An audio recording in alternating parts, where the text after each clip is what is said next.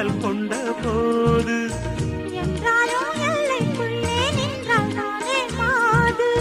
மார் மீதும் தோள் மீதும் சாய்ந்திருக்க பாலாரும் தேனாரும் பாய்ந்திருக்க உன்னை வனத்து குயிலே நீ என்னை நினைத்து இசை பாடு.